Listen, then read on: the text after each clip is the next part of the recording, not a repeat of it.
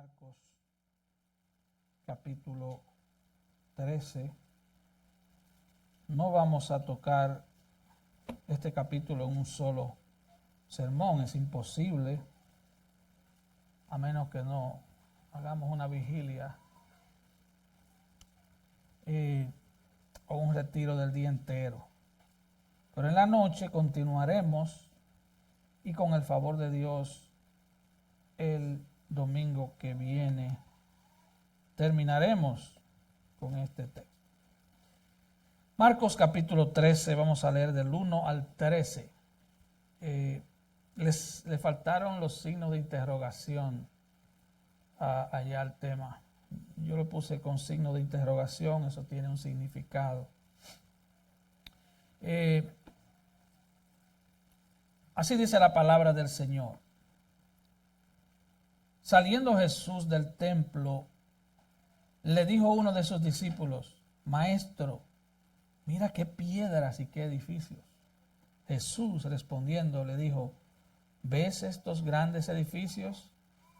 No quedará piedra sobre piedra que no sea derribada. Y se sentó en el monte de los olivos frente al templo. Y Pedro, Jacobo, Juan y Andrés le preguntaron aparte: Dinos, ¿cuándo serán estas cosas? ¿Y qué señal habrá cuando todas estas cosas hayan de cumplirse? Jesús respondiéndoles comenzó a decir: Mirad que nadie os engañe, porque vendrán muchos en mi nombre diciendo yo soy el Cristo y engañarán a muchos. Mas cuando oigáis de guerras y de rumores de guerras, no os turbéis, porque es necesario que suceda así, pero aún no es el fin, porque se levantarán nación contra nación y reino contra reino, y habrá terremotos en muchos lugares, y habrá hambres y alborotos. Principio de dolores son estos. Pero mirad por vosotros mismos, porque os entregarán a los concilios, y en las sinagogas os azotarán, y delante de gobernadores y de reyes os llevarán por causa de mí, para testimonio a ellos. Y es necesario que el evangelio sea predicado antes a todas las naciones. Pero cuando os trajeren para entregaros, no os preocupéis por lo que habéis de decir, ni lo penséis, sino lo que os fuere dado en aquella hora, eso hablad, porque no sois vosotros los que habláis, sino el Espíritu Santo.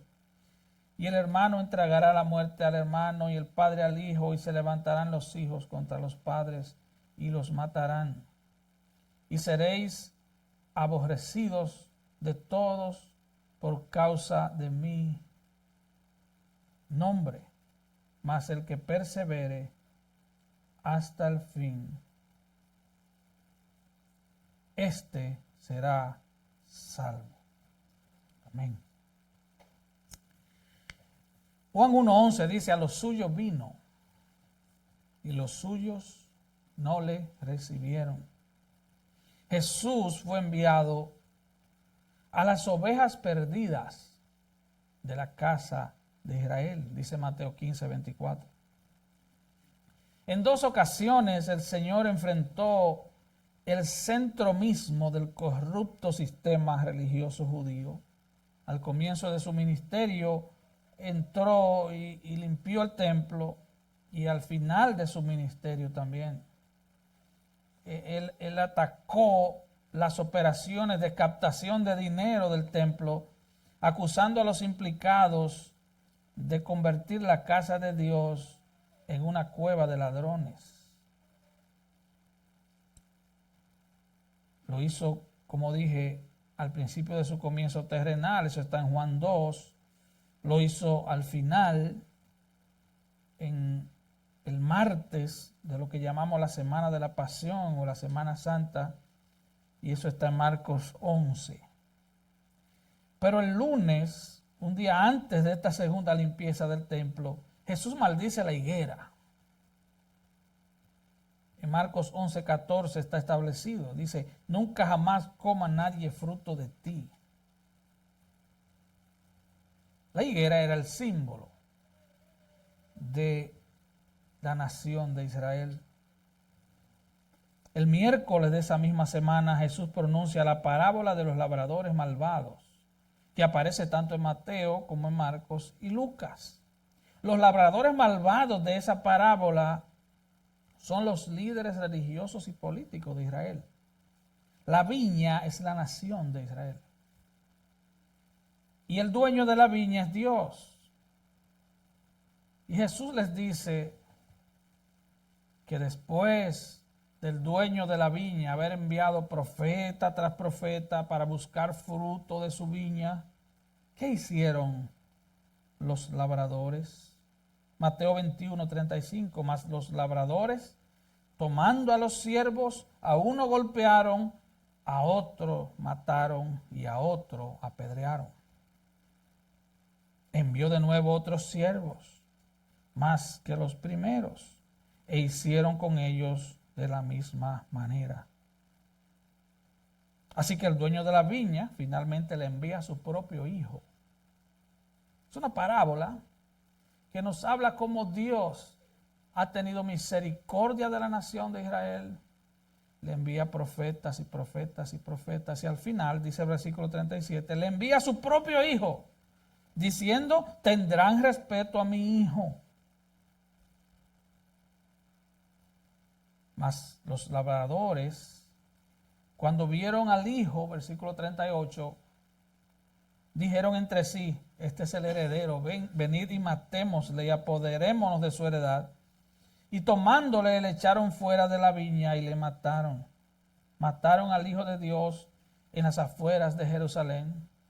De hecho, Jesús denuncia a estos líderes diciendo, Jerusalén, Jerusalén, que mata a los profetas, sus profetas, y apedrean a los que son enviados.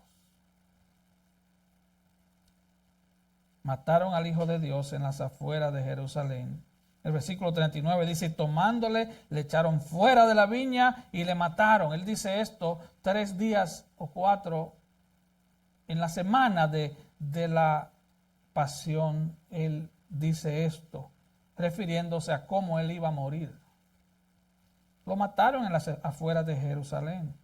Dicho sea de paso, en Hebreos 13, 11 y 12 se nos recuerda esto. Dice, porque los cuerpos de aquellos animales, a causa del pecado, aquellos animales cuya sangre a causa del pecado es introducida en el santuario por el sumo sacerdote, son quemados fuera del campamento. Por lo cual también Jesús, para santificar al pueblo mediante su propia sangre, padeció fuera de la puerta. Cristo tenía que cumplir en él, en su cuerpo, lo que hacían los animalitos que llevaban a matar, porque Él es el Cordero de Dios, que quita el pecado del mundo. Y como vimos el domingo pasado, Él no solo es el Cordero, Él es también el sacerdote que ofrece el sacrificio. Él es el sacrificio y Él es el sacerdote que ofrece el sacrificio por nuestros pecados. Ahora, al final de esta parábola, la parábola de los labradores malvados, Jesús les hace una pregunta a los líderes judíos. Versículo 40. Cuando venga pues el Señor de la viña, ¿qué hará a aquellos labradores? Él hace una pregunta. Y en Mateo, que es donde más claro aparece esta parábola, ellos mismos les responden a Jesús. Oh, a los malos destruirá sin misericordia, y arrendará su viña a otros labradores que le paguen el fruto a su tiempo. ¿No haría usted eso también? Sí. Jesús está diciendo, Dios viene a buscar fruto. Y si no hay fruto, te va a quitar la viña y se la va a arrendar a otros. Mateo 21, 42 al 44, sigue diciendo, ¿nunca leíste en las Escrituras la piedra que desecharon los edificadores ha venido a ser cabeza del ángulo? El Señor ha hecho esto y es cosa maravillosa a nuestros ojos. Por tanto os digo que el reino de Dios será quitado de vosotros y será dado a gente que produzcan frutos de él. Es una advertencia para ti y para mí. Él no anda buscando apariencia de piedad. Él anda buscando piedad. Él anda buscando fruto de arrepentimiento en ti y en mí. No se trata de tener una apariencia de evangélico. No se trata de eso. No. Y él dice en el versículo 44, y el que cayere sobre esta piedra, que es Cristo, será quebrantado, y sobre quien ella cayere le desmenuzará. Ellos entendieron muy bien la parábola. ¿Cómo lo sé? Bueno, la Biblia lo dice, versículo 45. Y oyendo sus parábolas, los principales sacerdotes y los fariseos entendieron que hablaba de ellos. Ellos entendieron, están hablando de nosotros. La nación de Israel, en la persona de sus líderes, le habían dado la espalda a su Mesías. Como alguien dijo, se habían suicidado como nación al rechazar a su Mesías. Dios iba a quitar el reino de Israel y se lo iba a entregar a la iglesia. De eso se trata el pasaje bíblico de hoy.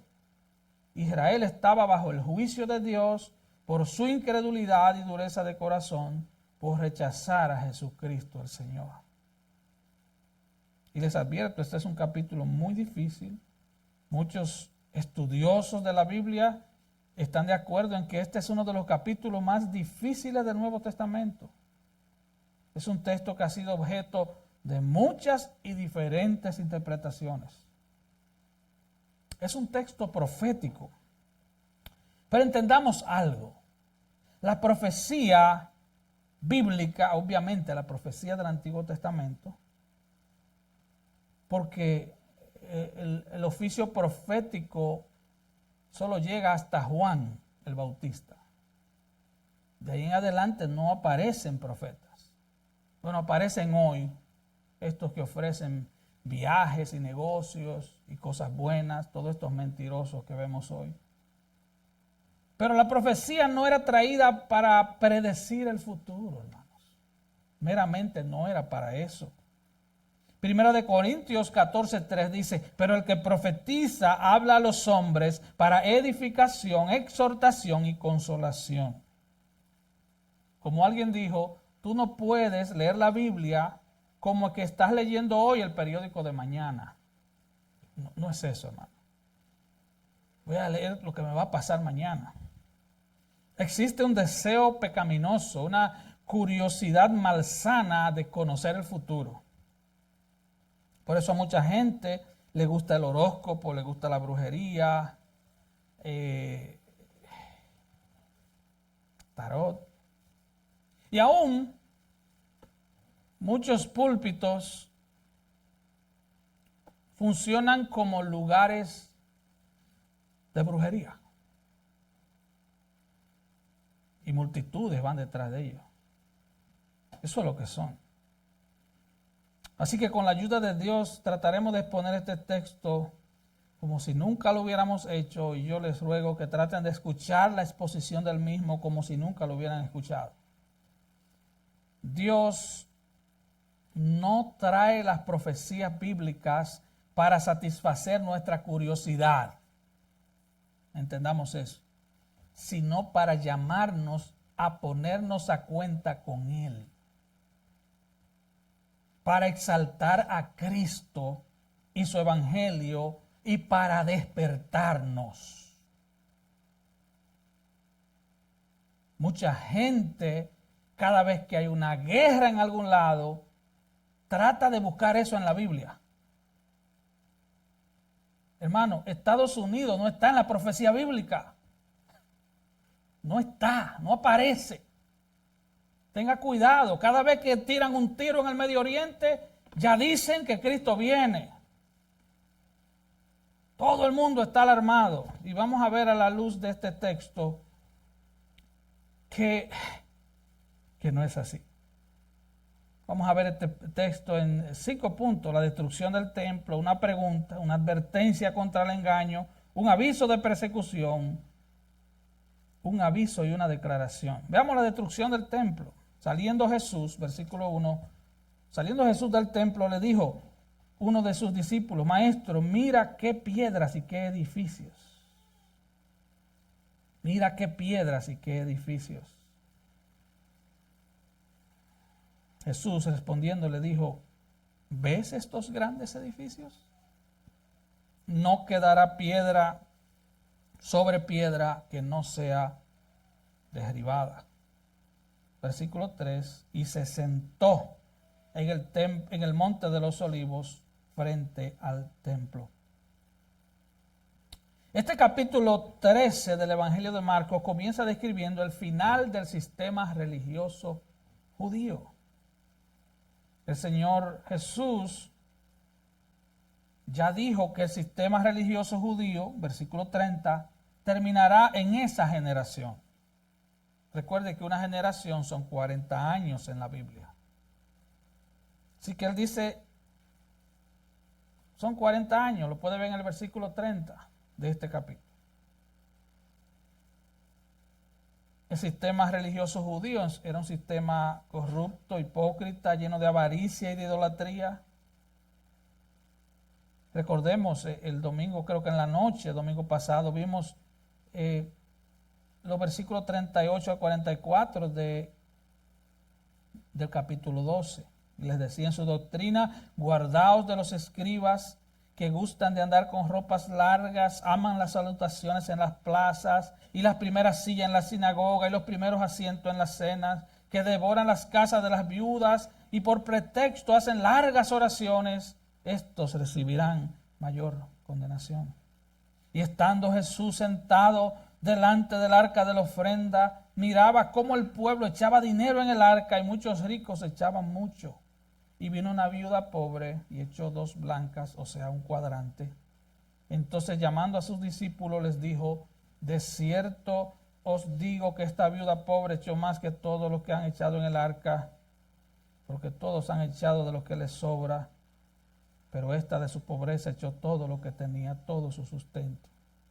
Jesús estaba contrastando la hipocresía de los líderes judíos, que le quitaban todo a la gente, todo lo que tenía, con la devoción de esta mujer que dio todo lo que tenía. Desgraciadamente, muchas falsas iglesias usan este texto para manipular a la gente y decir: tú tienes que dar todo hasta quedarte sin tu sustento, porque según sea tu fe, así vas a ser prosperado. Ven y dalo todo. Solo tengo lo del mortgage, tráelo.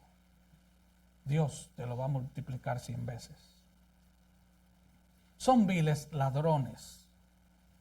Usar la religión para sacarle el dinero a la gente es uno de los más viles y asquerosos delitos. Sí. Claro, hay mucha gente que ama el dinero, que el dinero es su ídolo, y entonces se van al otro extremo. Ese otro problema. Entonces ahí hay problema en el corazón de quien sea así. Pero el Señor aquí no está dando instrucciones de cómo ofrendar. Él está contrastando un sistema corrupto con una pobre mujer viuda que ha dado lo que tenía, todo lo que tenía. De hecho, algunos teólogos dicen que esa pobre mujer fue una de las que ellos mismos estafaron. Así que no puede ser, si usamos un poco del cerebro, que esa mujer sea un ejemplo de cómo debemos ofrendar. No, él está contrastando. Tenemos que leer la Biblia en su contexto. Ellos, en nombre de Dios, manipulaban a la gente y le sacaban hasta el último centavo. Así que este es como el prólogo del texto de hoy. Y en el capítulo 13 comenzamos a ver que Jesús sale del templo.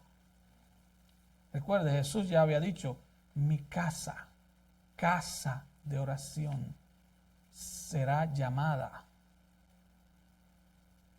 La iglesia es casa de oración, hermano, para todas las naciones. Y ahí Jesús dijo: para todas las naciones. Para todas las naciones. Quiero hacer énfasis ahí. Y ustedes la han convertido en cueva de ladrones. Es por eso que aquí no hacemos nada pro templo, hermano. No, por favor. Si usted quiere traer un banquete, el día pasado un grupo de hermanas trajeron comida que nos fuimos todos barrigones de aquí. Gloria a Dios. Compartimos, comemos. Eso está buenísimo. Pero la iglesia del Señor no es para vender cosas. No. No es para eso. No. ¿Tenemos necesidades? Sí. Pero que el Señor nos ayude. Uno de los discípulos le dice, mira qué piedras y qué edificio. ¡Wow! Es como cuando tú llegas por primera vez a Nueva York, después de venir de un hoyo donde uno viene, del campo. Y uno dice, y uno se le cae la mandíbula y el cuello le duele de tanto mirar para arriba el día entero. Usted termina el día con una tortícolis. Los seres humanos nos impresionamos fácilmente. Yo vi por primera vez una puerta eléctrica a los 23 años y aquello fue un acontecimiento para mí. Yo me quedé por un rato. ¿Y cómo es que la gente pasa y la puerta se abre sola? Eso fue terrible para mí. Los discípulos estaban esperando que el Señor actuara como el Mesías que ellos querían. Queremos un nacionalista judío que ponga orden y que Israel vuelva a ser el centro del mundo y que este templo sea puesto en orden. Eso es lo que ellos esperaban. Si tú vas a Jerusalén, yo nunca he ido ni quiero ir tampoco, eso está muy peligroso allá. O si miras las fotos o los videos actuales, te darás cuenta que lo único que queda son unas paredes, ¿verdad? Donde los judíos van y meten un papelito con una petición. Lo que llaman el muro de los lamentos o de las lamentaciones. Alguna gente cree que estas eran las paredes del templo. No, esa era la zapata, esa era la fundación del templo. Ese no era el templo, esa era la fundación del sótano del templo. Imagínense cuando el templo estaba en todo su esplendor, que habían todos esos atrios, todos esos edificios y el edificio principal donde moraba el Santísimo. Si nosotros viéramos unos edificios así, aunque vivamos en Nueva York, nos asombraríamos. Los discípulos le dicen al Señor, mira qué piedras y qué edificios. El templo estaba ubicado en la cima de la meseta sobre el valle del Cedrón, al este de la ciudad. Era una de las maravillas arquitectónicas del mundo antiguo. Levantado en un enorme terreno donde cabían 12 estadios de fútbol. No era cualquier terreno. Sus muros eran unas hermosas y gigantescas piedras blancas. Estaba construido de piedra blanca de mármol pulido, todo cubierto de oro. Y cuando el sol brillaba en todo su esplendor, aquello parecía una joya gigante. Su construcción había comenzado hacía casi 50 años en esa fecha. Y aún seguían trabajando en él cuando fue totalmente destruido por los romanos 40 años después. Así que el solo hecho de pensar que un edificio tan seguro, tan fuerte, tan hermoso, con miles de millones de dólares en oro, el solo hecho de pensar que eso iba a caer, era algo, hermano, eso era imposible. Además, eso representaba el centro, el corazón, el ícono de la nación judía. Y Jesús en el versículo 2 le responde, le dice, ¿ves estos grandes edificios? Míralos. No quedará piedra sobre piedra que no sea derribada. Recuerden que dije, el versículo 30 dice que todo eso se iba a cumplir en esa generación, 40 años. Y literalmente en el año 70, justamente 40 años después, el ejército romano comandado por el general Tito era sobrino de Vespasiano, el emperador, quien también luego llegó a ser emperador, entraron a Jerusalén. De hecho, al día de hoy existe el arco de Tito. Es un arco en Roma que recuerda la victoria de este general contra Israel. Así que eso está documentado históricamente. La cobertura del templo era de oro, como les dije, y con el fuego se derritió. Y ese oro comenzó a derretirse y a caer entre las piedras del piso del edificio. Y los soldados romanos fueron con sus lanzas y sus espadas a buscar cada pedacito de oro que caía entre las piedras y dividían piedra de otra piedra buscando oro. Y de una manera providencial no quedó piedra sobre piedra. La orden de Tito era: quemen la ciudad, pero no toquen el templo. Esa era la orden. Porque el templo lo había construido Herodes el Grande, o sea, su jefe. La orden era: no toquen el templo. Pero la historia dice que uno de los soldados, por accidente, sabemos que no fue por accidente, tiró una tea ardiente y quemó el templo. Así que ahí estaban los romanos metiendo la espada para ver si había caído un poco de oro y poder sacarlo. Cuando él le dice esto a los discípulos: no quedará piedra sobre piedra que no sea derribada, los discípulos quedan pasmados. ¿Cómo va a desaparecer el templo? ¿Qué es lo que ha dicho el maestro? Y el versículo 3 trae un detalle muy importante. Dice: y se sentó en el monte de los olivos frente al templo. El hecho de que Jesús dijera eso y se sentara en el monte de los olivos tenía una enorme importancia. Eso había pasado una vez, solo una vez en la historia de Israel. El profeta Ezequiel, y lee en su casa esta carta, este libro del profeta Ezequiel, él ve cómo antes de que los babilonios arrasaran Jerusalén y arrasaran el primer templo, recuerda, este templo del que habla el Señor aquí es el segundo templo. El primer templo fue el que construyó Salomón. ¿Se recuerdan? David quería construirlo, pero lo hizo Salomón. Dios no le permitió a David construirlo.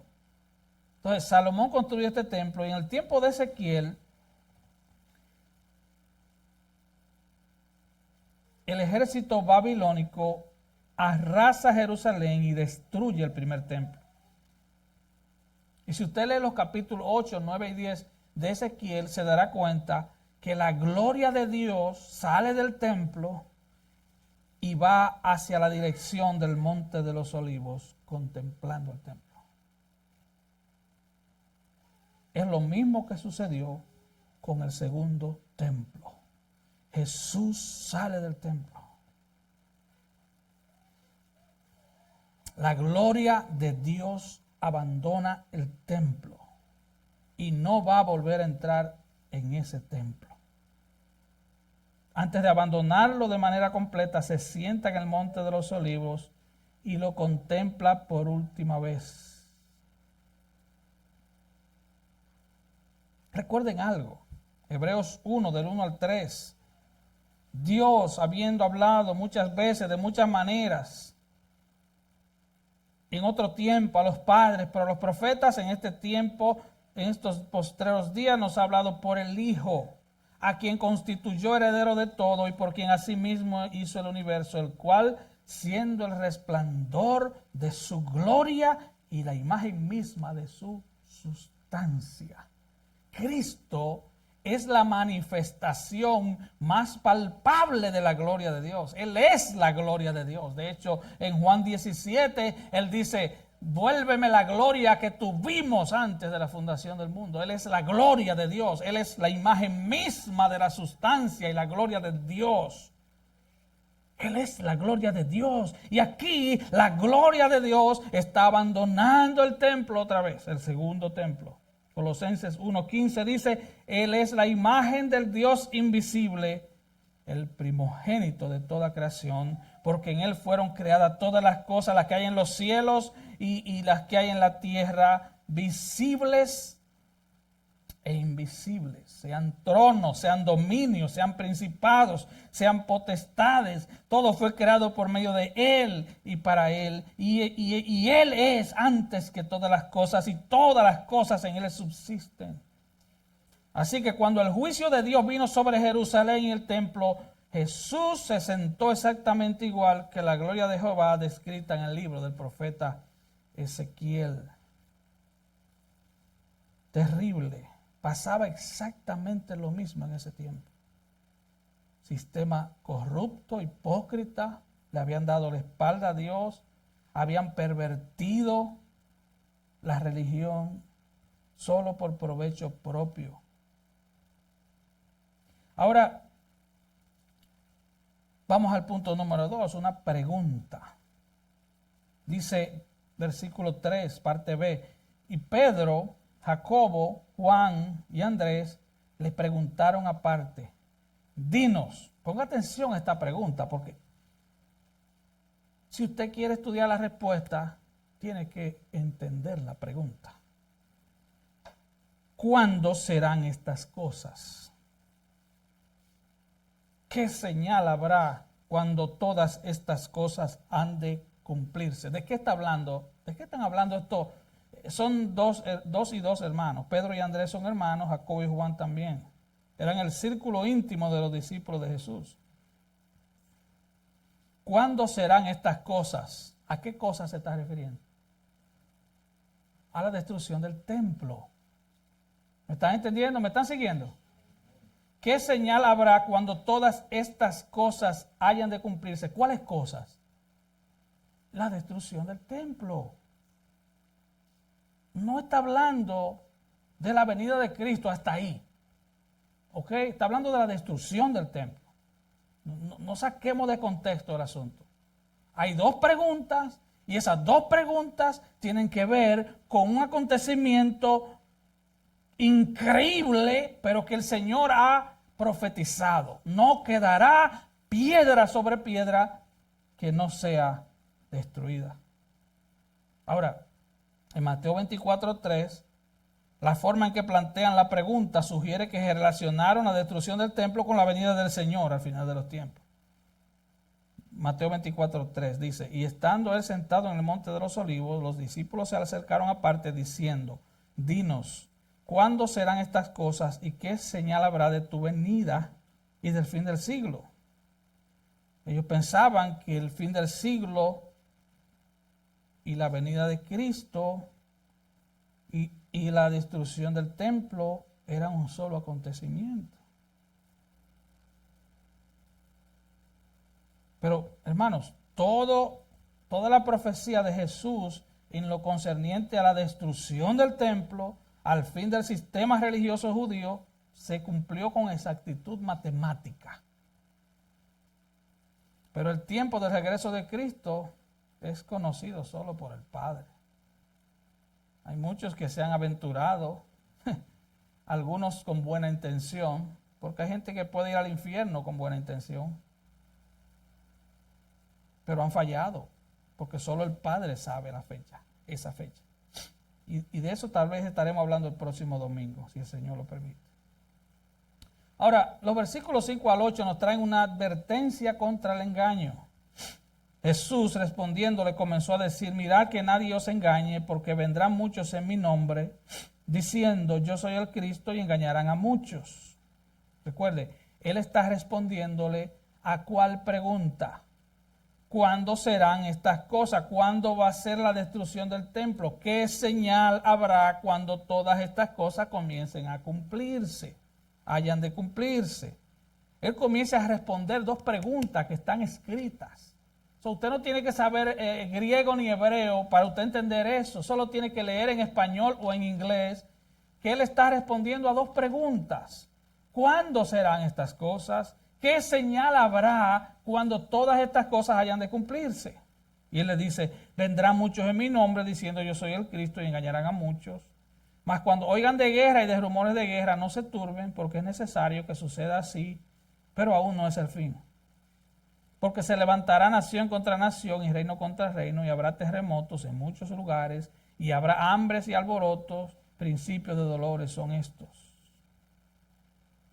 Ya en Hechos capítulo 5 podemos ver cómo Pedro y Juan, que predicaban a Cristo, fueron perseguidos, fueron encarcelados. Un ángel del Señor les abre las puertas de la cárcel.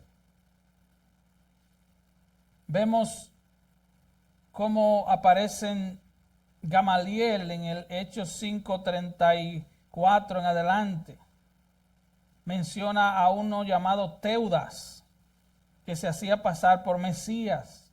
En el 37 vemos que se levantó Judas el Galileo, que por cierto era egipcio, diciendo que era el Mesías. Así que al comienzo de los primeros 30 años de la iglesia primitiva, ya vemos el cumplimiento de la profecía de Jesús. Vendrán muchos en mi nombre diciendo yo soy el Cristo y engañarán a muchos. Entre el año 30, recuerde, el Señor muere en la cruz en el año 30, en el mes de Nisan, que es abril. El templo es destruido y Jerusalén es destruida en el año 70, y esa destrucción comienza en el mes de Nisan, en el mes de abril, y dura varios meses. Y durante ese periodo de tiempo aparecieron más de una docena de personajes en el mundo judío diciendo que era el Mesías. En Hechos 5, entonces ya vemos a Teudas, a Judas el Galileo, que era egipcio, que se hacían pasar por Mesías. O sea, mucha gente, antes de la destrucción del templo, aparecieron diciendo que venían en el nombre de Dios y que eran el Cristo, y venían diciendo, haciendo falsos ofrecimientos, y enfrentaron al ejército romano. Y los versículos 7 y 8 dice, mas cuando oigáis de guerras y de rumores de guerra, no se turben. Versículo 7, no se turben, porque es necesario que suceda así, pero aún no es el fin. Él está hablando a sus discípulos. Él no está dando una campaña evangelística para asustar a la gente. Él está hablando a los suyos, a una pregunta de Jacobo, Juan, Pedro y Andrés. Sus discípulos están ahí. Él no le está hablando a los fariseos, él está hablando a los suyos. Él los está preparando para un acontecimiento que va a suceder en 40 años. Y él dice, porque se levantará nación contra nación, reino contra reino, y habrá terremotos en muchos lugares, y habrá hambres y alborotos, principios de dolores son estos. Mucha gente cita este versículo para decir todo lo contrario de lo que dice. Primero, ese texto tiene que ver con la destrucción del templo. Por eso lo dije, por favor, escuche esta exposición de la palabra como si nunca lo hubiera oído. Yo sé, muchos de nosotros venimos de otro contexto, yo también. Yo creía otra cosa, porque nos hacían un arroz con mango y nos hacían creer que todo esto tenía que ver con la venida de Cristo. Pero hasta ahí, ya yo lo he probado por la palabra, que todo tiene que ver, hasta ahí. No se me vaya lejos, hasta ahí. Todo tiene que ver con la destrucción del templo. Mucha gente cree que ya está cerca Cristo porque hay guerras y rumores de guerra. Bueno, como le dije, este texto hasta ahí no tiene nada que ver con eso. Tiene que ver con la destrucción de Jerusalén y del templo. Pero en el supuesto de que tuviera que ver con la venida de Cristo, Jesús está diciendo, cuando oigáis de guerras y rumores de guerras, no te turbes. Porque es necesario, dos cosas, es necesario que eso suceda, no te turbes, eso es necesario. Y número dos, no es el fin. O sea, las guerras y los rumores de guerra no son señales del fin. Son señales de que todavía no es el fin. Si leemos en buen español o inglés, son señales de que no es el fin. Que dispararon allá, que un cohete acá. No es el fin. No te turbes, no es el fin. Eso es lo que está diciendo. Hay guerra, hay rumores de guerra. Ahora, antes de la destrucción del sistema religioso y del templo, efectivamente hubo guerras y rumores de guerra. Eso está documentado en la historia. Por ejemplo, el Imperio Romano tuvo que soportar una guerra civil en el año 66, donde en ese solo año hubo 3 emperadores, hubo golpe de Estado, hubo guerra civil en todo el Imperio Romano. Ahora, luego el Señor les da un aviso de persecución, le dice, pero mirad por vosotros mismos, porque os entregarán a los concilios y en las sinagogas os azotarán. Yo le pregunto, ¿dónde estaban esos lugares? Israel. Está hablando de esos 40 años. Dice, y delante de gobernadores y de reyes os llevarán por causa de mí para testimonio a ellos. Y es necesario que el evangelio sea predicado antes a todas las naciones. Mirad por vosotros mismos. O sea, pongan atención. Porque los entregarán a los concilios y en las sinagogas os azotarán. En el libro de los Hechos, que es el registro histórico de los primeros 30 años de la iglesia, recuerde, él está hablando de una generación 40, pero el libro de los Hechos tiene 30. Y en ese solo libro vemos cómo persiguen a los cristianos. Haciendo, abuelo de pájaro, una vista rápida del libro de los Hechos, en los capítulos 4 y 5 apresan a Pedro y a Juan, los apóstoles. En el 7 matan a Esteban. En el 9, después de su conversión, Pablo es perseguido por los judíos. En el 12, mataron al apóstol Jacobo y apresaron a Pedro con el fin de matarlo. En el 16, el apóstol Pablo es apresado en Filipos. En el 21 es arrestado en el templo en Jerusalén y lo tratan de matar. Y todo esto continuó hasta que en el Hecho 28 llega a Roma, donde luego es ejecutado. Y ahí se está cumpliendo. Vemos simples ejemplos de lo que está pasando aquí, de lo que Jesús está profetizando. Versículo 9, pero mirad por vosotros mismos, porque os entregarán a los concilios y en las sinagogas os azotarán y delante de los gobernadores y de reyes os llevarán por causa de mí. Ahora mira la segunda parte del versículo 9. Y delante de gobernadores y de reyes os llevarán por causa de mí para testimonio a ellos. En Hechos 23 y 24, Pablo es llevado ante el gobernador Félix y luego ante el gobernador Festo. En el capítulo 26 es llevado ante el rey Agripa. Pablo, al terminar su defensa ante el rey Agripa, le dijo a Pablo, Hechos 26 y 28, por poco me persuades a ser cristiano. ¿Está entendiendo? Ahí se está cumpliendo exactamente la profecía del Señor. Volviendo a nuestro texto, Marcos 13, 10 y 11. Y es necesario que el evangelio sea predicado antes a todas las naciones. Pero cuando os trajeren para entregaros, no os preocupéis por lo que habéis de decir, ni lo penséis, sino que lo que os fuere dado en aquella hora, eso hablar, porque no sois vosotros los que habláis, sino el Espíritu Santo.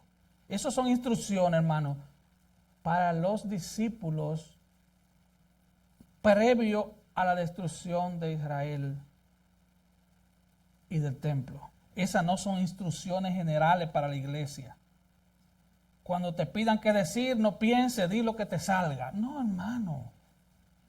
No. Esas son instrucciones para ellos, para ese momento específico.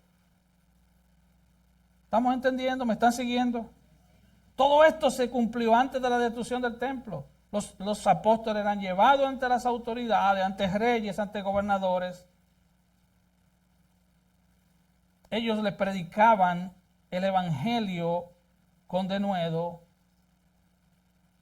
El Espíritu Santo los llenaba de valor para predicar el evangelio. Versículo 10. Y es necesario que el evangelio sea predicado antes a todas las naciones. Te dirá, ¿y eso se cumplió? Bueno,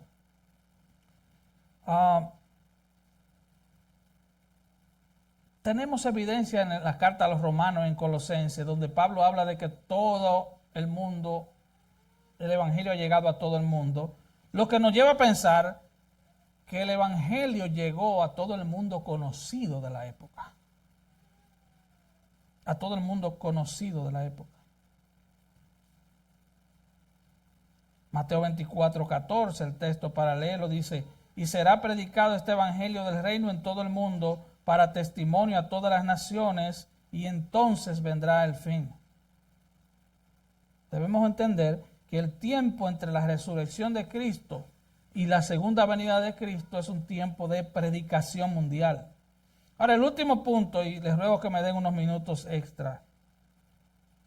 Hay un aviso y una declaración. Dice, y el hermano, versículo 12, entregará la muerte al hermano y el padre al hijo, y se levantarán los hijos contra los padres y los matarán, y seréis aborrecidos de todos por causa de mi nombre, mas el que persevere hasta el fin, este será salvo. Aquí vemos una advertencia que se ha estado cumpliendo, se cumplió en esa época y se sigue cumpliendo en todas las épocas. Miren un relato, Marcos 3, 31, 35. Vienen después sus hermanos y su madre, y quedándose afuera enviaron a llamarle, y la gente que estaba sentada alrededor de él le dijo, tu madre y tus hermanos están afuera y te buscan. Él les respondió diciendo, ¿quién es mi madre y mis hermanos? Y mirando a los que estaban sentados alrededor de él, dijo, he aquí mi madre y mis hermanos, porque todo aquel que hace la voluntad de Dios, ese es mi hermano y mi hermana y mi madre. Por causa del nombre de Cristo siempre ha habido y habrá división, hermanos. Jesús lo advirtió de manera clara en Mateo 10. No penséis que he venido para traer paz a la tierra. No he venido para traer paz, sino espada. Porque he venido para poner disensión al hombre contra su padre, a la hija contra su madre y a la nuera contra su suegra. Y los enemigos del hombre serán los de su casa. Él vino a traer espada. Y todo el que no siga a Cristo, pueden ser tus hijos, pueden ser tus padres, pueden ser tu esposo, tu esposa, puede ser la suegra, la nuera. La espada del evangelio los va a dividir. Tienen dos cosmovisiones diferentes, tienen dos destinos eternos diferentes, dos modos de pensar diferentes. Y Jesús dice, el que ama a padre o madre más que a mí no es digno de mí. El que ama a hijo o hija más que a mí no es digno de mí. Y el que no toma su cruz y sigue en pos de mí no es digno de mí. El que haya su vida la perderá, y el que pierde su vida por causa de mí la hallará. Y ya al final de nuestro pasaje el Señor hace una contundente declaración. Mas el que persevere hasta el fin, este será salvo. ¿Seremos perseguidos? Sí. ¿Seremos odiados aún por familiares cercanos por causa del nombre de Cristo? Sí. Claro, que no te odien por ser repugnante, que te odien por causa del nombre de Cristo. Pero todo aquel que el Señor ha llamado eficazmente a salvación, perseverará hasta el fin. Hay creyentes, aún buenos creyentes, sinceros, que piensan que este texto lo que quiere decir, debo esforzarme al máximo, debo luchar con mis propias fuerzas para perseverar, para poder ser salvo. Bueno, lo que yo veo en este texto, a la luz de toda la Biblia, es que esto significa que todo aquel que ha sido llamado eficazmente a la salvación, todo el que ha sido llamado eficazmente a la salvación. Recuerden, Hechos 2:47 dice, y el Señor añadía a su iglesia, a la iglesia, cada día los que habían de ser salvos. Así que todo aquel que ha sido llamado eficazmente a la salvación, todos los que Él escoge llama, y a los que llama justifica, y a los que justifica santifica, y a los que santifica glorifica. En otras palabras, el que persevere hasta el fin, este será salvo. Significa que si tú eres salvo, tú vas a perseverar. Porque no es con tus fuerzas. Si tú crees que tú vas a llegar a cruzar el umbral de la eternidad y vas a ser recibido por el Señor por tu propia fuerza, estás equivocado. Tú y yo no tenemos fuerza para eso. Son las fuerzas de Él. Son las de Él. Todos los que Él escoge, Él llama, y a los que Él llama, Él justifica, los declara justo ante el Padre, y aquellos a quien Él justifica, Él los santifica. A veces con cincel y martillo, a veces con una vara, pero Él los santifica. Por eso a veces te duele, a veces nos duele, que nos quiten esto, que nos quiten aquello. El Señor está quitando de ti lo que sobra, y te está santificando. Ahora, para terminar, mi amigo, por favor no piense ni por un momento que esta profecía no tiene que ver contigo. Póngame unos minutos de atención, por favor. Usted también, que está muy distraído. Mire, rechazar a Cristo trajo la desolación, la devastación de Israel como nación, la destrucción del centro, del ícono, del corazón de su religión y de su majestuoso templo. Escuche bien, nadie que rechaza a Cristo quedará sin recompensa. Absolutamente nadie. Hay una terrible promesa de juicio y condenación para todo aquel o aquella que rechace a Cristo. Un día, de manera obligatoria, toda lengua confesará a Cristo. Un día de manera obligatoria, tú que niegas a Cristo, tendrás que postrarte y arrodillarte ante Él. Toda lengua confesará al Señor. Aún los demonios se postrarán y reconocerán que Cristo es el Señor. Oh, rechazar a Cristo trae terribles, eternas consecuencias. Cristo profetizó eso sobre el templo y se cumplió exactamente. Y vamos a ver eso en la noche. Detalle por detalle. Pero si tú estás en Cristo, mi hermano, mi hermana amada, ya tú has rendido tu vida a Él. El llamado es: pelea la buena batalla de la fe. Echa mano a la vida eterna. Echa mano a la vida eterna. Gózate en la esperanza de la segunda venida de Cristo. Cristo viene. Ciertamente viene. No te dejes llevar porque hay guerra entre Rusia y Ucrania. Eso no quiere decir que Cristo viene mañana. No pienses que eso es una señal. La señal de que Cristo viene es Cristo mismo. Él viene. Él dijo que viene. Estar esperando ver cosas es pecaminoso, hermano. De hecho, mucha gente que niegan a Cristo están esperando como, yo quiero ver el día, tú sabes, porque un día antes me voy a convertir. Eso es un pensamiento plantado por el mismo diablo en la gente, porque creen que tienen control de su vida y de su tiempo, pero el que piensa así ya está condenado. Si no, léase Juan 3, 16, 17, 18. Porque no ha creído en el unigénito Hijo de Dios. Pero si tú estás en Cristo, pelea la buena batalla de la fe, echa mano de la vida eterna a la cual fuiste llamado. Gózate en la esperanza de la segunda venida de Cristo. Gózate en la presencia de Cristo en tu vida. Si tú eres cristiano, significa que estás en Cristo. Significa que tu vida está escondida con Cristo en Dios. Gózate en la esperanza de Cristo. Gózate en la esperanza de su venida. Disfruta su presencia. No solo mortifica tu pecado. Esa es la parte negativa, mortificar nuestro pecado. La parte positiva es disfrutar su presencia. Es vivir para Él. Hermanos, si tú eres de Cristo, tu vida le pertenece a Él de principio a fin. No hay nada por qué temer. No hay nada que andar buscando en el periódico, ni, bueno, ya eso casi ni se usa, en los noticiarios.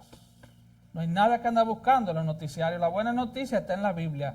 Cristo viene, Él vendrá por los suyos y será lo más glorioso. Es nuestra esperanza gloriosa. Esperamos a Cristo. Los que somos de Cristo esperamos a Cristo.